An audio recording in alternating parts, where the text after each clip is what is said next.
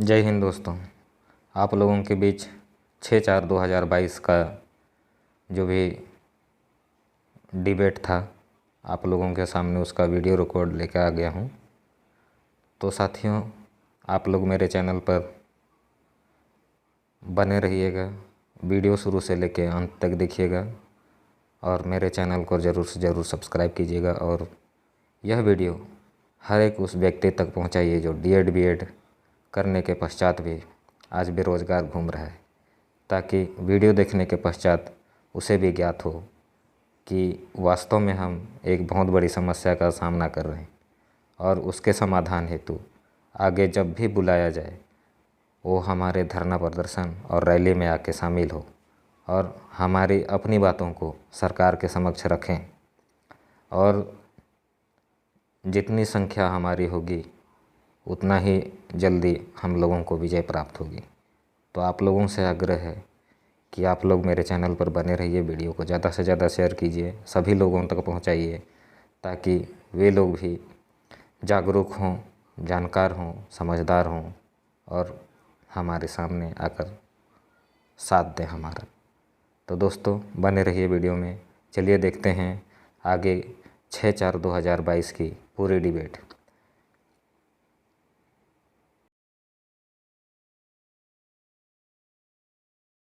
वो चीज है जो आपको आपकी आंखों के सामने से जा रहा है, आपको दिख नहीं रहा है, धीरे धीरे रोजगार छिन रहा है। मेरे थोड़ा सा चहल पहलकदमी कम करेंगे तो अपनी बातों को अच्छे से पहुंचा पाऊंगा।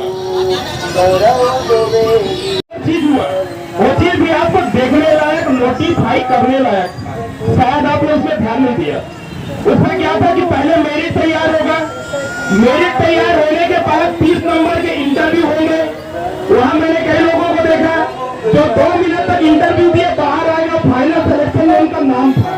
और जो लोग 18-18, 20-20 मिनट तक इंटरव्यू दिए, उनका फाइनल सिलेक्शन में दूर तक नाम नहीं था।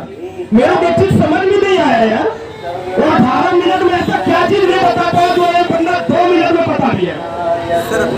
कहीं ना कहीं लेन देन हुई होगी, सेटिंग हुआ होगा, इसीलिए।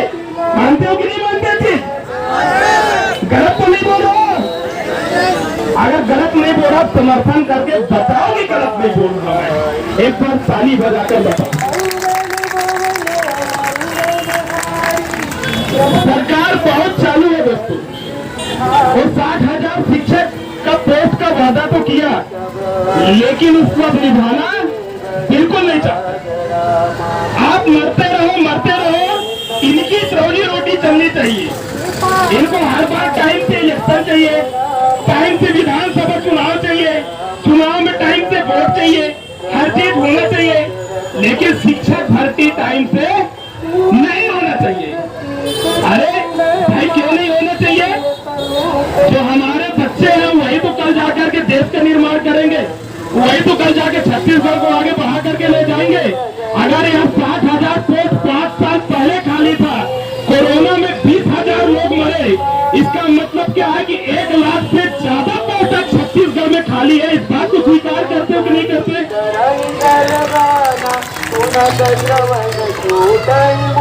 दोस्तों, एक चीज और बताना चाहूंगा मैं, ये जो भेदभाव आ रहा है, कला संख्याएं, विज्ञान संख्याएं, कई लोग उसमें देखा यार, ऐसा आ रहा है कि एक प्रोजेक्ट बढ़ा के बता देता हूँ मैं। जो आती है तो रूलिंग पार्टी बेरोजगारों को छलावा करती है, विशेष करके कला संकाय लोगों का। साथ ही आप सभी जानते हैं विभिन्न शैक्षणिक संस्थानों में पढ़ाते भी होंगे। जो देश की प्रतिष्ठित इंग्लिश मीडियम संस्थान है, जैसे कि केंद्रीय विद्यालय संगठन, नवोदय विद्यालय संगठन, DAV school college management committee, ये सारी संस्थाएं जिसमें एबिलिटी है उनको रिटर्न और इंटरव्यू में क्वालिफाई करके उनको अपॉइंटमेंट देती है। बल्कि ये छत्तीसगढ़ की छत्तीसगढ़िया धोखेबाज सरकार, निकम्मा सरकार बेरोजगारों के साथ में छलावा कर रही है। आप लोगों को याद होगा जब 2017-18 में कांग्रेस पार्टी के द्वारा जो घोषणा पत्र बनाई जा रही है, उसको गांव-गांव, गली मोहल्ले, कस्बे में जा करके घोषणा पत्र बनाई जा रही थी। उसमें कहा गया था कि हम लोग पूरे 5 साल में वो छत्तीसगढ़ में 60,000 शिक्षक की पद है उनकी भर्ती करेंगे। लेकिन छत्तीसगढ़ पूरे विश्व का ऐसा एक राज्य है जो एक वैकेंसी को 5 साल भर्ती कर रही है। एक ही वैकेंसी को 5 साल भर्ती कर रही है। 14,500 जो शिक्षक की पद निकाली गई है वो 5 साल उसको भर्ती कर रही है। 2018-19 में निकला गया था पोस्ट, अभी भी उनकी भर्ती की जा रही है। तो दोस्तों, आप सभी लोगों को विशेष रूप से अवगत कराना चाहूंगा कि हक और अधिकार को जो है मांगने से मिलती है, ऐसे नहीं मिलती है। आप लोग, हम सभी घर में रहते हैं, जानते होंगे कि हमारे घर में जो माताएं, बहनें और पत्नी जो बेटियां होती है वो आपकी जो आवश्यकता उनको मांगने पर ही देती है।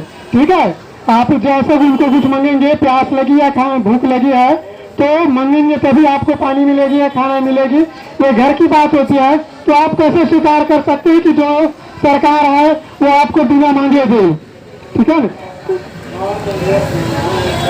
मैं विशेष रूप से मीडिया के साथी से भी विशेष रूप से आग्रह करना चाहूंगा कि शासन की जो वादा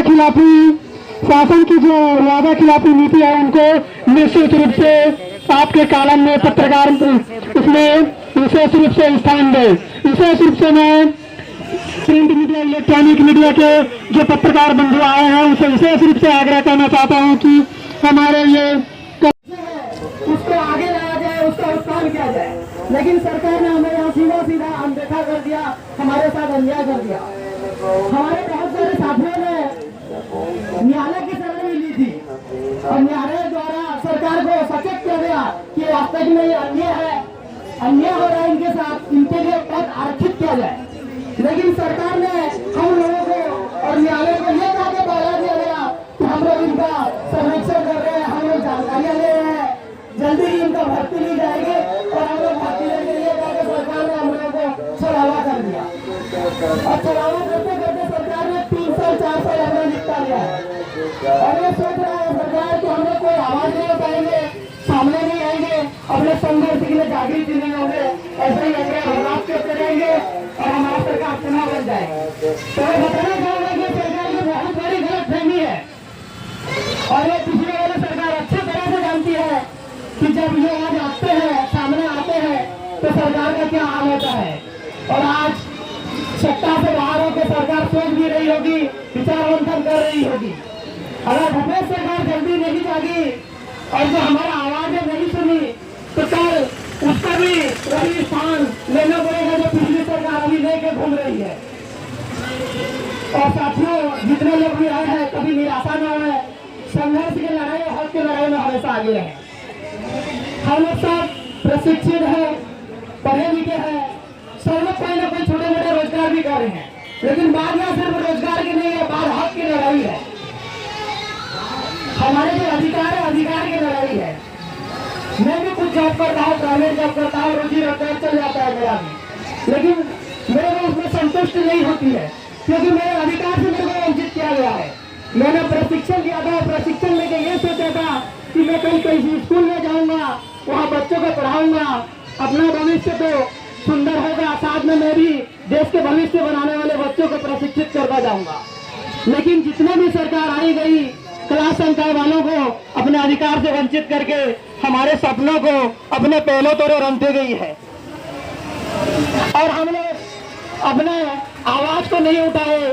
कुछ दिनों के लिए हम लोग ये देखते रहे कि सरकार आएगी तो विचार करेगी, आगे जाके हमारे अधिकार मिल जाएंगे, लेकिन हमें कोई अधिकार नहीं दिया गया, सिर्फ हमारे साथ अन्याय किया गया। सरकार तो वादा कर देती है लेकिन वादा करके भूल जाती है और ये पूरा भारत के सभी सरकारों में ये सिस्टम है, सिर्फ छत्तीसगढ़ सरकार का नहीं है। लेकिन संघर्ष के लिए लड़ाई करेंगे तो विजय अवश्य मिलेगी। अभी मैं एक एग्जाम्पल देना चाहता हूँ। जैसे ही रेलवे भर्ती चल रहा था, वहाँ ऐसे ऐसे नियम लाया गया, 2 बार परीक्षा देने का नियम लाया गया, फिजिकल टेस्ट का अलग नियम लाया गया, जो रिजल्ट निकाला था प्रथम सीबीटी का उसमें भी गलत तरीके से निकाला था। तुरंत सभी जितने भी थे युवा वर्ग सामने आए, संघर्ष में लड़ाई किए और आज आप सबको पता ही होगा कि उनका जीत हुआ है, सभी नियम परिवर्तित किए गए हैं, नया रिजल्ट जारी किया गया है। ऐसे ही हमारा ही जीत होगी, ऐसे ही हम भी अपना अधिकार लेके रहेंगे। इसलिए हमें ये लड़ाई जो चालू किए हैं इसको नहीं करना है साथियों। चाहे सोशल मीडिया हो, चाहे हमारी लड़ाई आमने सामने की हो, या मैदान में हाकी हो, या रोड में उतरना पड़े, हम लोग ये लड़ाई को जारी रखेंगे, अपना संघर्ष करते ही रहेंगे और हमारे हाथ जो है उसको ले रहेंगे। और कम से कम 30 से 40 हजार की भर्ती जब तक नहीं आएगी ये संघर्ष नहीं रोकेंगे। सहमत है कि नहीं साथियों साहब? सहमत है तो ताली बजा के स्वीकार करें। और ये जोश मैं सभी में देखना चाहता हूँ। हम प्रशिक्षित हैं, हम लोगों को आगे जाके प्रशिक्षित करेंगे, शिक्षा देंगे, तो हमें किसी भी बात को बोलने में संकोच नहीं होना चाहिए। जितने भी हमारे विचार हैं हम आके सामने में रख सकते हैं। कोई 2 रखेगा, कोई 4 रखेगा, कोई 6 रखेगा, जरूरी नहीं है कि हम सभी बोलने में एकदम प्रवीण हो, प्रवक्ता हो, इस तरह से बोले कि हमें 4 जने सुने, लेकिन हम कुछ बोलेंगे तो 4 नहीं तो 2 तो सुनेंगे ही साथियों। ऐसा नहीं है कि नहीं सुनेंगे। और जब 2 सुनेंगे तो हमारे अंदर वो कला आ जाएगा कि कल हमारे बात को जाके 4 जने सुनेंगे, 4 जने से 10 जने होगा, ये कारवां बढ़ते जाएगा। महात्मा गांधी जी भी अकेला चले थे, उनके पीछे कोई नहीं थे, लेकिन वो इतने बड़ा लड़ाई लड़ गए कि आज ऐसा कोई भी वर्ग नहीं होगा जो पूरे विश्व में उनको नहीं जानता होगा।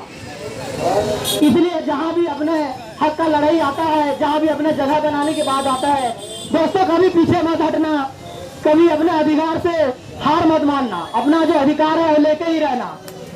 इसी जोश और संघर्ष में आप सभी खड़े होंगे, हमारा साथ देंगे, यही आशा के साथ मैं अपने वाणी को विराम देना चाहता हूं और मेरे अन्य साथियों को आगे आने के लिए मैं आमंत्रित करता हूं। धन्यवाद।